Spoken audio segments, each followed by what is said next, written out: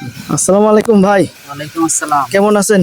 আলহামদুলিল্লাহ ভালো আছি। আপনি ভালো আছেন? জি আছি ভাই। আপনার এই যে করলাটা চাষ করছেন এটা কি কোম্পানির? এটা হচ্ছে এগ্রিকোলা লিমিটেডের জ্যোতি। তি? আপনার ঠিকানা একটু বললেন। আমার বাসা হচ্ছে ঝিনাইদহ জেলার শৈলকুপা থানার ওসিন্দাপুর গ্রামে। আচ্ছা আচ্ছা, এই যে করলা চাষ করেন এই করলাটার নাম কি? এটা হচ্ছে এগ্রিকোলা লিমিটেডের জ্যোতি। এটা ফলন ধরন তারপরে এর গুণাগুণটা আপনাকে একটু বলবেন, আপনি যেহেতু চাষ করতেছেন আমার থেকে আপনি ভালো জানবেন। এর সাথে অন্যান্য জাত করছি, কিন্তু এগ্রিকোলা লিমিটেডের জ্যোতি অনেক ভালো, ফলনের দিক থেকেও অনেক ভালো, সাইজের দিক থেকেও অনেক ভালো। বাজারে নিয়ে গেলে প্রথম চাহিদা এটাই, অন্যান্য জাতের থেকে জ্যোতির চাহিদাটা একটু বেশি। বেশি।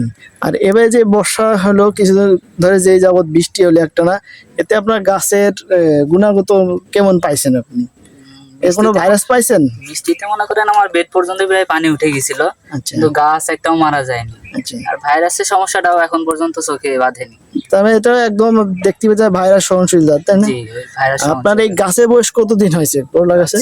এই পাশের এটার বয়স 40 থেকে 45 দিন। আচ্ছা, আপনি এখানে কয় প্যাকেট চাষ করতেছেন এবার? আমি এক প্যাকেট শুধুমাত্র পরীক্ষামূলক চাষ আচ্ছা, করছিলাম। রেজাল্ট আপনি এবার কেমন পারলেন? রেজাল্ট অনেক ভালো, পরবর্তীতে করলে মনে করেন যদি আগে থাকবে সঙ্গে থাকে। আর কৃষক ভাইদের জন্য আপনি একটা মেসেজ দিতে চাচ্ছিলেন যে এই করলাটা চাষ নিয়ে একটু বলবেন? কৃষক ভাইরা মনে করেন যদি আগে করলা চাষ করতে চাই, তাদের প্রথম চাহিদায় থাকতে হবে জ্যোতি, এগ্রিকোলা লিমিটেডের জ্যোতি। আচ্ছা, পরবর্তীতে যদি অন্য কিছু করতে চাই সেটা আগে আগে জ্যোতি করবে, তারপরে অন্য বিষয়। আপনি এই এই যে তুমি লাগাইছে এখানে কোনো হারভেস্ট করা হয়েছে একবারও? হ্যাঁ, হারভেস্ট করা আপনি হয়েছে। কতটুকু পাইছেন এক প্যাকেটে? 40টা গাছে প্রথম হারভেস্টে আমাদের গড় 30 কেজি মতো উঠছে।